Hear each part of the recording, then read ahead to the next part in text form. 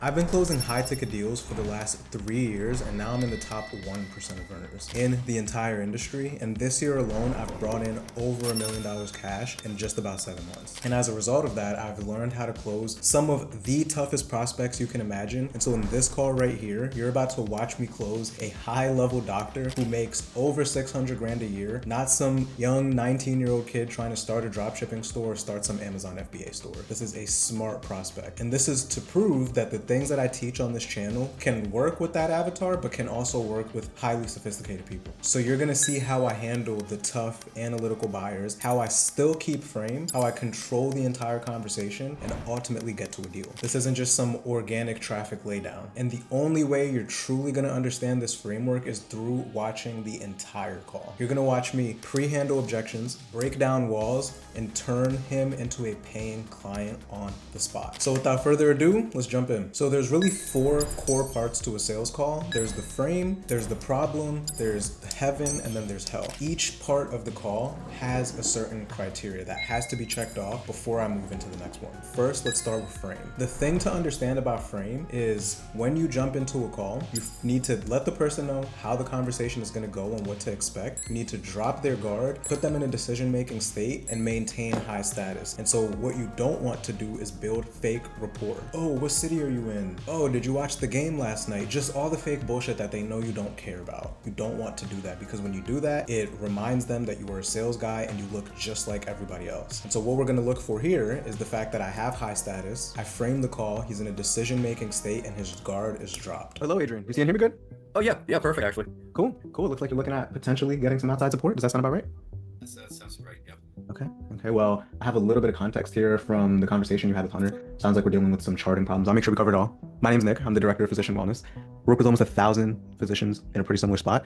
What I've seen to work best on these calls is we just open up, right? We see what's going on, see if what we're doing here makes sense for you, and if so, we'll talk about potential next steps. I will say though, we are definitely not for everyone, so if I don't think we could help, I'll make sure I still point you in the best direction. Would that be helpful? Okay, sure.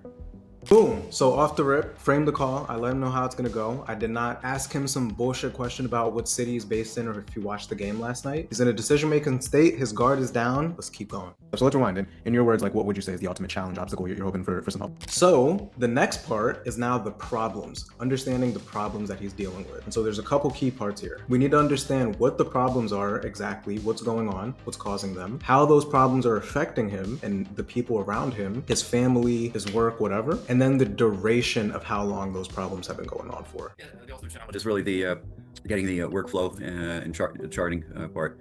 Seems like that's the one thing that derails everything.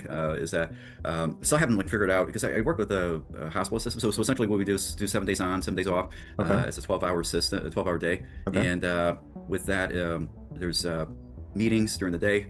And like, what are you seeing? Go ahead. Oh yeah, no. What I'm finding is that I'll save a number of patients, then I get inundated throughout throughout that whole process with we use Epic, so I get inundated with numerous messages that I have to reply back to, and what happens is that it just throws off my entire workflow.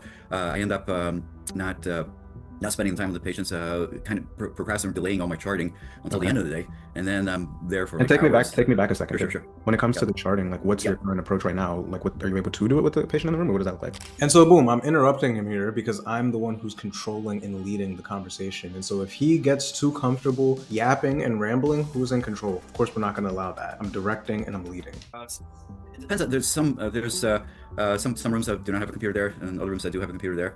And when I try to look at the note ahead of time, but I don't do it in real time. That's the thing.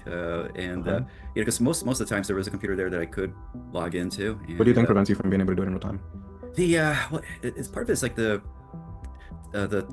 like for instance in the patient room, it's there's no dictaphone. I have to type into it, and then when I'm not in the room, I'm using a dragon dictation, and it seems like whenever I use a dragon dictation, it just slows down the whole process. So I'm trying to abbreviate, but well, let me factor. I kind of try to isolate it a little bit more. So essentially, won't go in there. I'll review the chart. I'll review the chart, everything going in before seeing the patient, and then I see the patient, and I'll get distracted here and there, and so I don't do the real-time charting. I'll just scribble it on a piece of paper, and then I'll go on to the next patient. You said you get distracted? Is that what I heard? I get distracted, yeah. What do you get distracted by? Just with the nurse. Boom, same thing, right? I'm letting him talk a little bit, but at the same time, this isn't a therapy session. He's not about to just ramble on. He said he gets distracted. What's he getting distracted by? Let's unpack. Just they'll have like one message from the haiku. Goes right into my inbox. It alerts my phone. So there's a couple elements here. So you said Yep. there's not doing it in real time, and then afterwards getting distracted by the nurses. So we'll break both of them down. When it comes to afterwards, like, well, actually, before we get there, when it comes to doing it in real time, like outside of the dictating, like internally, what do you think is preventing you from being able to knock it out with the patient in the room? Like, what do you think is, blocking you internally from being able to do that? And for context here, the program that I'm selling is helping doctors be able to chart faster and more efficiently and effectively. Probably, I would say that, I haven't like inputting it. Mostly try to like structure it in real time. Like for instance, I just end up trying to make maybe too much perfectionism. So if I can't get like a good paragraph in there, I'll defer it. I'll kick the can, till later in the day, and then I'll try to put in like some, like a really well-structured paragraph. What's behind that? And I think that's what's like delaying the process. What's behind that? What would you say is behind the perfectionism? And like, if I can't get a perfect paragraph, then I'll defer it to the rest of the day. Yeah, that's been an ongoing issue. I'm not sure exactly. It's just like some sort of like a bad trait in a way, because it's good for certain respects, but when it comes down to getting things done, and it definitely is not it's a bad trait to have. Yeah. And if we look at and we'll unpack it together, right? If we look at the relationship in your mind of a perfect paragraph, is that ultimately like, if it's not a perfect paragraph, then you're not being a good doctor? What's the relationship in your mind there? Yeah, I think that's part of, like, for instance, when at the end of the day, when I just sit down with the notes, then I try to cover all the bases. I think that's part of it. Definitely, I think that's part of it. Trouble. Because the things like other people's, and then I get like reinforcement from other doctors. They'll say, "Oh yeah, you wrote a really good note," and So what happens is that is reinforcing it. And like when you talk about delaying it till the end of the day, what does that get in the way of for you? Yeah, so the thing is that, like, with the delay, a lot of it is we have rounds with all the case managers, with that we go over all the patient nurses and case managers in the morning. So let's say like at 10:30 there are rounds, and so the way, like, it's like the whole workflow is messed up, because in the morning I'll like go see a few patients, and then I'm like, okay, there's rounds are coming up in half an hour. I got to catch up on everybody else, so then I start reviewing all these other. Yeah, and let me rephrase. Apologies. I think my question was a little blurry there. When I say like, what does it get in the way of? Because you said like delaying until the end of the day and then not doing it in real time. Like, when we look at that, like, I guess like personally, you having this pile at the end of the day, like, what does that get in the way of for you? Like at the end of the day, or like, is work staying at work, or I'm sure it doesn't follow you home? Yeah, no, I live at work, but I end up spending like maybe literally like over 3 hours. Wow. In addition to the shift, so now I'm spending a 15-hour day. You have a family, or is it just you supporting? Yeah, I have a wife, I have a 20-year-old daughter. Yeah. So far, what we have is the problem. The problem is that he has perfectionism when it comes to doing those charts, right? So we've already knocked out number one. Now the second part is how the problems are affecting him. I asked him the question of what it's getting in the way of. Either he didn't fully understand it, or he deflected it. Regardless, he did not answer it. So I redirected the conversation, because now it's time for part number two of the effects of these problems. So it's exhausting because it cuts into sleep, and then it just, psychologically you think, okay, you're gonna have 7 days off after the shift, after the 7-day stretch, but then part of that time is spent in complete recovery mode, like for the next couple days. It's kind of being exhausted from it. And like, if we backtrack a little bit, so sure. there's the perception of like, it has to be perfect, right? That's one piece. And then the other thing that you said is getting distracted by the nurses. What do you think prevents you from being able to like draw And so we have a little bit there around how it affects him personally, not too much, and I'll make sure we get back to that. He told me it affects his sleep and whatnot, but I want to understand that problem a little more. The right expectations and boundaries with them, so that you don't allow it to distract you. Where do you think that comes from? Probably I would say like I don't set boundaries. That's the main problem. Like it's not setting boundaries, not being it's very hard for me to say no. I need this time to finish this or that. If somebody comes to me, says, "Oh, can you I need help with this, or can you do this?" I'll just like drop what I'm doing and do you perceive it as rude if you draw boundaries, like at least the way you're looking at it right now? Yeah. And so, like, can I say something without potentially offending you? Sure. Yeah. So, okay, before I even say that, this perception of being rude and drawing boundaries and saying I need the time, right? This perception of things have to be perfect for me to be a good doctor. You not wanting to disrespect them, Who's that ultimately disrespecting? Yes. Disrespect myself. Who else? And the time, actually, it's really disrespecting the patients because they need time. Who else? Let's see, myself, patients, I guess, well, if it When you- relates my time, then family too. Exactly. Boom. Now we got a deeper effect of what else it's affecting. He just told me his family. And so I have two problems. It's perfectionism and drawing the right boundaries. And those problems are leading to him not being able to get the sleep, not being able to be present with his family. Now we're about to unpack that. Exactly. And so the thing I want to say without potentially offending you is like, how much longer do we want to continue not drawing those boundaries because of the perception of being rude, right? Continue having a perfect paragraph because you feel like that's what makes you a good doctor. Like, how much longer do you want to continue disrespecting yourself and your family because of that perception? How much longer do we want that to go on? That's a fucking gut punching question right there. A lot of people would not ask a doctor who makes 600-700 grand a year that question, but not over here. Yeah, because that's the most important part. I could walk you through tactics and efficiency hacks and all that, but like that's ultimately the thing that's going to keep you stuck. Because if we really look at it that way of thinking, what has that costed you so far? Yeah. Right. I think you're a little like, I don't know if it's your headphone or it sounds a little far. And I don't think. Yeah, I'm gonna adjust the. Okay, you sound better now. Whatever you did. Okay, so. All right. Okay. All right, how's that? Is that better? Perfect. Okay. Perfect. So I missed your answer though. When I said what has that costed you, like what has that actually costed you? Oh, yeah, it cost of time and just yeah, mostly time and just frustration. Yeah. And so maybe the better question, Adrian, is that perception. I'm not asking for a roadmap of how to get there and how to let go of it, but that way of thinking, do you think it's serving you the best, or should we maybe start to let go of that? Yes, that's Yeah. So like, are you willing or ready to let go of that way of thinking so that you can be more present with your family and then not disrespect yourself and your patients and family? Like, are you ready to let go of that way of thinking? Absolutely. Yeah. Why now? It's just affecting my health. Like where with lack of sleep and that kind of snowballs, and it's just kind of just having enough of it. Seeing other people able to enjoy. So I'm challenging the hell out of this guy. I understand how it's affecting him at a little bit of a deeper level now. And I'm asking him why he wants to change it and why now to change that. They'll finish maybe. I mean, granted, like just going by like one other hospitalist, he says he stays there late for him late is 1 hour. So that's he tries to cover all the bases, but he's not a perfectionist or anything. And but he walks away without it being stressful. And for me, it's definitely stressful. And then, Right. for instance, I'll come home the next day. Like we do a 7-day stretch. We're supposed to sign out, so we do coordination of care summaries, and then I get a little bit too detailed on that. What it turns out is then the discharge summaries I will leave on for the next day when I'm not working, when I should be doing it on the day of discharge, and that is like a huge thing. Is that I kick off my discharge summaries to like the day after. When I'm not working, and I've lost an additional day. So we're losing 3 hours a day, and then you're working 7 on, 7 off, and part of the 7 off you said is recovery, but then you're also doing your work on that day off as a result of boundaries and perfectionism. Am I missing anything? No, that's correct. Yeah. And I respect the hell out of you because you're being transparent and honest, right? Like you're looking within and seeing what can I change. Like that says a lot about you. Identity frame. What I'm doing here is I'm rewarding him for being open and honest, because what's he going to do more of? He's going to continue being open and honest because I rewarded him. So we have a demanding career. We have a 20-year-old daughter. And then you also said you have a lady. You said you have a wife, right? This relationship with work, how does it affect your ability to show up and be the husband that you want to be there when you have the husband hat on? It doesn't.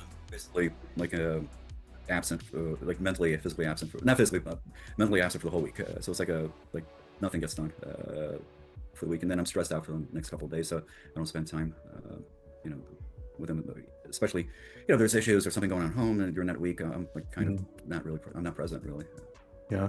And how does your lady feel about that? She's not happy about it. So yeah, she's a little frustrated about that. Yeah. And Boom. Now we're in wife. Now we're in partner. We're in spouse. We're understanding how it's affecting her. Now I'm going to show you how to pre-handle spouse objection. women are funny, man. They're not always super expressive, but sometimes you can read it. Is she expressive of the fact she's not happy, or is it you reading her? Reading her, yeah. What do you read in her? Yeah, like I guess less closeness. Kind of just that she's not happy about that. Yeah. Again, that's the most important thing to them. Yeah. So kind of I guess I miss out a lot on the communications. So just kind of like like in a not there present. I'm there physically, but not present. Like you're there, but you're not there, right? Right. You look at it that way. How does that make you feel as a husband? Not good. Not just not adequate. I'm not doing not being there when I should be there. Yeah. And how long has this been going on for? It's been going on for years, I would say. How many? Well, it's been, let's see, yeah, this is, I mean, varies to varying degrees, but it's been going on since 2002.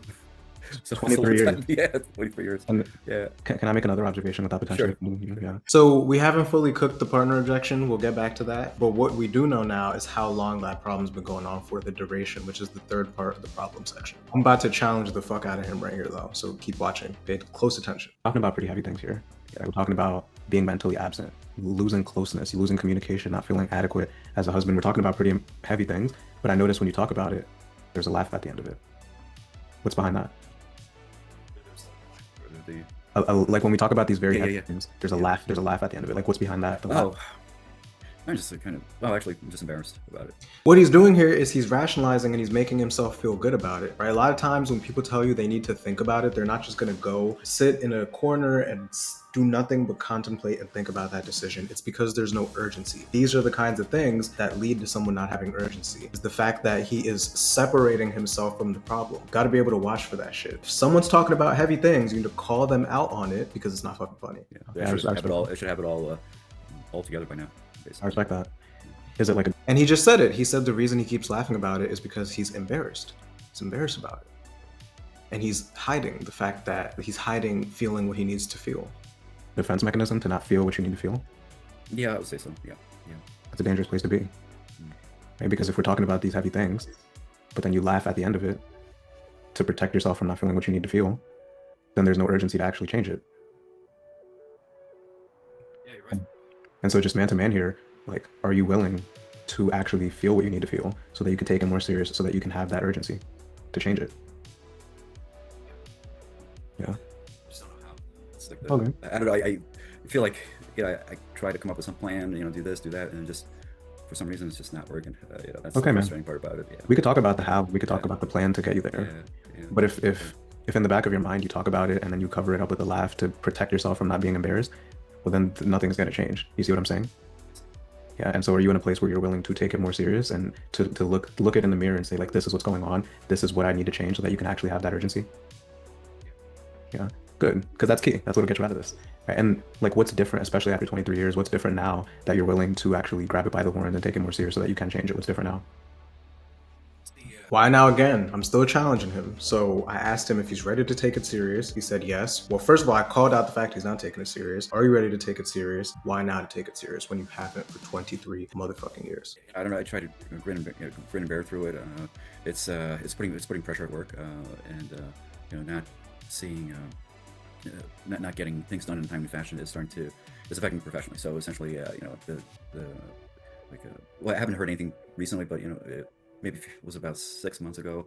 One of the administrators talked to me about, you have to get your charts done, or else, you might lose your job. So, so I've been kind of, so it's been kind of struggling with that. So far, it's all right. I mean, it's not all right. It's not okay. Good, you caught it. You caught it. Because I was going to say it's not okay. It's not okay. Boom. Now I know that his job is potentially on the line if he does not get his shit together and solve this problem. And he's being very conscious of the language that he uses, because he said it's okay, and then he caught himself rationalizing, which is what I just called him out on, and said, no, it's not okay. And so now I'm making him more conscious of the words that he's using. They haven't said anything, but the concern is real, and I feel like I just have this intuition that I have to change now. Yeah. So professionally, your job is potentially at risk. Personally, that closeness and communication with your lady is at risk. Is that what I'm hearing?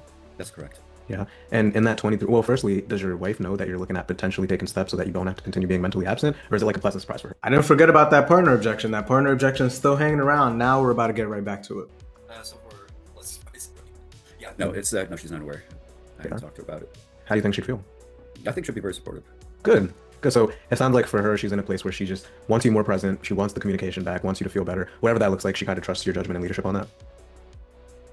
Hell yeah. Sounds like you have a good one. What's her name? We keep saying wife. Lisa. That's my girl's name too. Nice. And like, so you said this has been happening for 23 years. In that 23 years, what steps would you say you've taken? So boom, spouse is pre-handled, right? Because she doesn't necessarily know he's on the call, but she'd be supportive in him solving the problem. In fact, she'd be happy about him solving the problem. That's all I need to know. If he tries to bring spouse back at the end of it, be like, dude, your wife literally wants you to solve this. She's the one who's upset. She's the one who's saying that you guys are not as close as you would have been. Pre-handled. Now we are about to get into the solution. We're about to find out what steps he's taken towards actually solving this problem. But before we do that, if you are a sales rep or a business owner who's struggling to build urgency, who's struggling to challenge prospects as hard as I'm challenging this guy right now and maintaining that frame and that leadership, and you want to speed that up, I've helped tons of closers, almost 100 at this point, sales reps and business owners, close more and bigger deals by working with me one-on-one and me helping them apply these techniques that you're seeing right here. If you're serious about leveling up fast, click the link in the description and see if you qualify. Let's get back into it. The call is about to take a very important turning point. In a second, you'll see exactly what I mean here. And so to summarize so far, what we've done is we've framed the call. We've had high status. His guard is down. I set the expectation of what to expect. I have frame in the call. I've been able to get his problems of what's going on, how those problems are affecting him, his family, why he wants to change it, why it's actually urgent, an important problem for him, and then how long it's been going on for, which is 23 years. And so now let's see what he's trying to solve.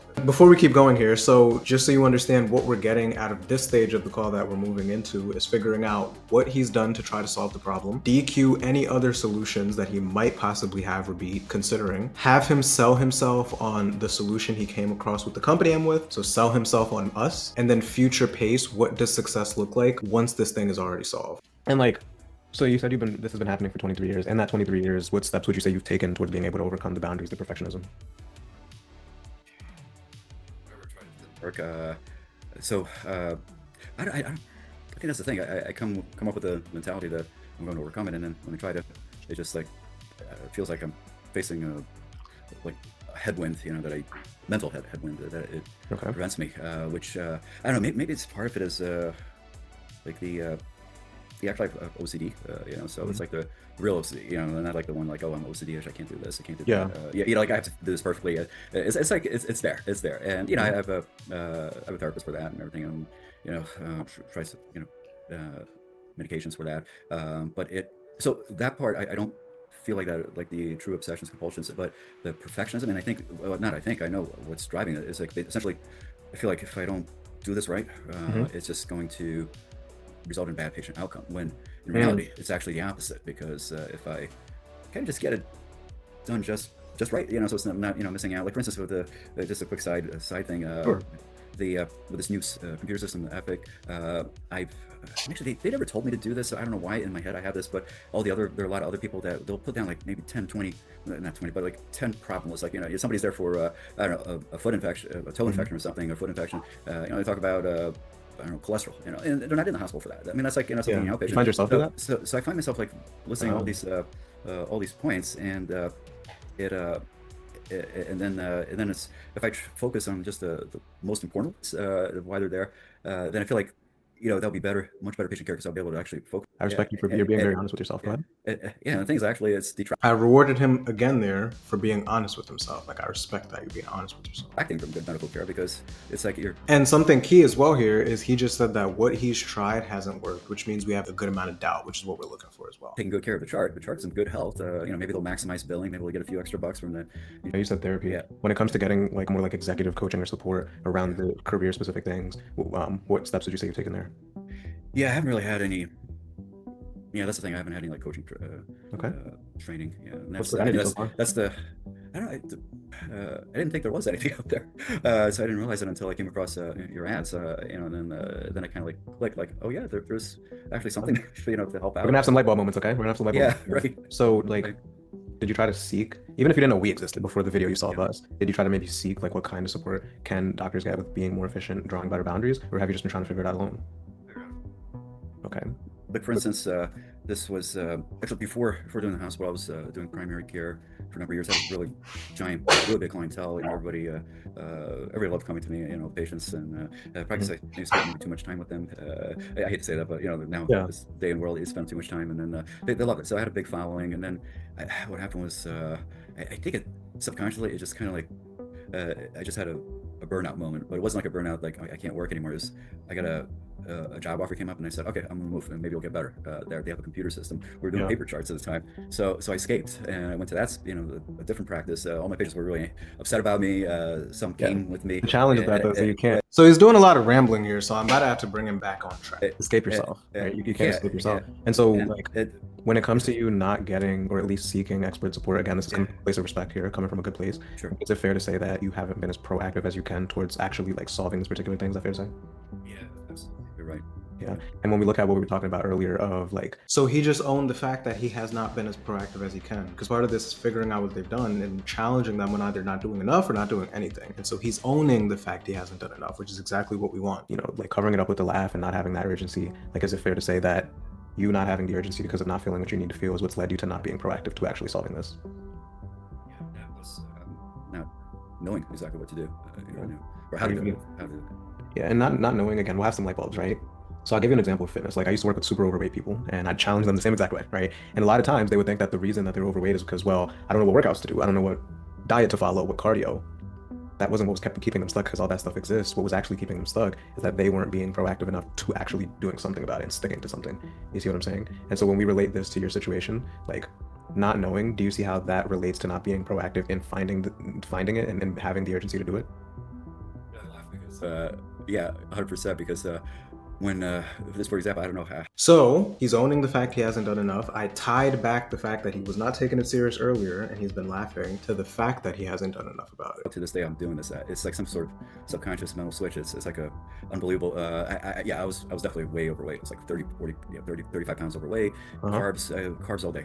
Like you name it. Especially to fall asleep. I had a hard time falling asleep, so carbs helped me fall asleep. Yeah. And COVID came, and it was a pretty scary time. And I read an article somewhere that if you're in ketosis, it blunts the inflammatory response from COVID, and that might be like something that would enhance survival if you come down with COVID. You don't get that inflammatory response, and because of the urgency or the emergency of COVID, plus reading that article, something to this day have not come out. Like I don't know what happened, but some kind of switch went in me. I went on a keto diet, and I gave up carbs, and to this day, like I haven't had a donut in like 2 years. Actually, more than I haven't had a donut in like 4 years. Good for you, man. But I don't know what it is. If I could harness that and apply Well, it to we're this, harnessing it together. We're harnessing it together here, right? it's- Because yeah. if we look at the root of what's going on here, Yeah, like, I just don't know like what happened, but it's like somehow like I know I probably should have kept talking. I'd let this fucker keep going, but oh well. it's in there. That's some things there that can actually change that, but I just don't know how to it's all good. Or So you know what it is though, is that you making decisions of a fit person. That's ultimately you going on the keto diet was making the decisions of a fit person. You see what I'm saying? And so when it comes to this, like, are you willing to make the decisions of the man who does have urgency, who is proactive into solving this problem, so he's the present father and ultimately leader of the household he wants to be? Like, are you committed to making the decisions through that lens? And so what I'm doing here now is I'm identity framing him. Again, this all comes under the umbrella of creating urgency. He's seen success in one area of life when he actually takes it serious. And so it's because he made decisions through the lens of someone who's already there. So now when it comes to this problem, is he committed to making decisions through the lens of someone who's already there? Yeah, I am. It's the thing that's always like holding me back is I guess it's like just the what Dr. Sells is talking about. It kind of it resonated with me. Is the kind of like it's just professional life. That's it. There's no life in terms of the training from many years ago. That training, that residency training, is just they just like tune out personal and personal or needs of anybody else and just focus on the patients. But it's ironic because I'm not focusing on the patient. I'm focusing on the charts. Exactly, which is and chicken and the egg response thing. goes- Which is yeah, chicken right, and the right, egg yeah, thing. And so yeah. like we're having light bulbs here, right? We're identifying it's Yeah. you stuck. And so like you said, I don't want to put words in your mouth, but you are ready to make decisions through the lens of the person. The same way you made decisions through the lens of someone who is not overweight. Like you're ready to make the decisions of the lens of the person who isn't a perfectionism, who is more adequate and who does have more urgency and proactive in taking this serious. Good. And would we as your like if that way of thinking of the lack of urgency would show itself, the lack of proactivity, would we as your coaches have your permission to keeping you accountable and empowering you to overcome that? And so he just owned the fact he hasn't done enough, like I said. And now this is again how we build urgency, because I'm asking him for permission to keep him accountable if that lack of urgency were to show itself, i.e. objections. If basically what I'm asking him here is, if you had an objection, can I objection handle you? And he's about to say yes. Are you sure? I'm not always this nice. Are you sure? No, I think that's what I need. Good. That I think that's definitely what I need. Good. Because we'll fight, kick, and scream to stay comfortable, even if you're not showing up as the husband or the father you want to be or the dad. Right. So as long as the fighting, kicking, and screaming were to show itself, we can keep you accountable to getting out of it. That's what gets you past it. So we have your permission there? Perfect. And boom, again, I just double tied that down. I got double commitment that we have his permission to keep him accountable. So he just gave me permission to objection handle his ass twice if he gives me one. What was it that you saw about Dr. Gazelle in the first place that made you feel like, okay, like maybe I don't have to live this way. Maybe there is better. What about her resonated you? And so now we're in the third part of this. So we figured out what he's tried to do. And as he just said, he hasn't been proactive and the things that he's tried to do have not worked. So we created out there and we DQ'd other solutions. Now I'm about to have him sell himself on our solution here. What did you see about us that made you feel like this could possibly help you overcome this? With you? Yeah, it's a lot of it's exactly the words she used were absolutely resonant with me, that you don't have time to, especially, you should put all these specifics, but I guess the bottom line is like time for your self, allow time for like a life outside of profession, or just outside of work, and that impacts work. I shouldn't say that, but I kind of got that message. How you interpreted it, right? Yeah. Which is spot on. Yeah, everything she said about about charting, about spending too much time or like trying to answer back messages. All of that just like those exactly what's going on with me. Spoke right to you, right? Yeah. And we're talking a lot about what we're getting away from, but and so now we're about a future pace. Now we're about to paint the vision of what does success look like. Not much about where we're going. So like, what does success look like? Let's say we're 6 months out. It's January. What will be the signs you've been able to overcome this? How will life have to look?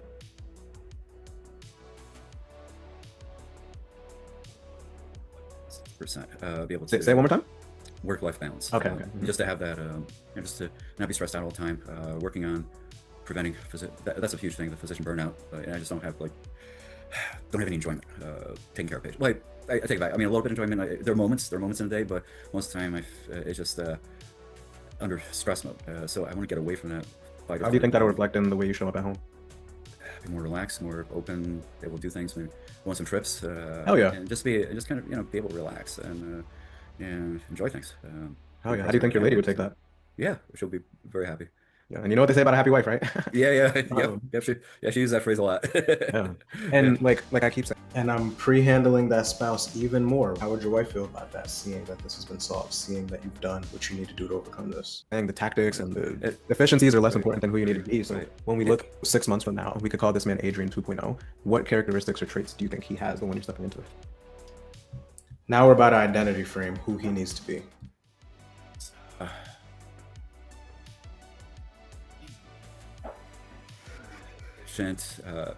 Not second guessing myself all the time, just kind of being more efficient.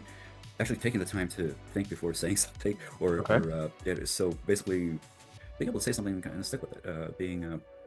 I guess the thing is, envision as being calmer. Totally. You'll be able to have a conversation without just freaking out or going over. Let's just kind of look at things and kind of take a step back and kind of say, okay, we can do this. These are the solutions, and have that time being so much more efficient that you can actually do things. 100%. Actually, with the hospice thing, I know there's another hospitalist who's starting out doing a part-time functional medicine, and she's still working as a hospitalist, and that's something I've always wanted to do and never got a chance to financially.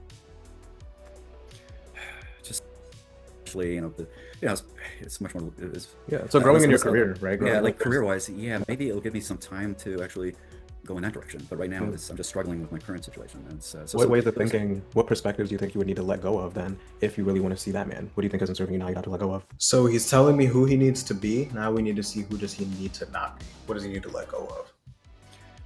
Just time management, big time. If I can just get things done and be done with my work when I'm supposed to be done, then I'll have that extra time to explore another field, or kind of look into, or just doing supplemental, like a side gig or something like that. That's what I'm looking for. Yeah. So letting go, lack of time management. When we think of letting go, does anything else come to mind?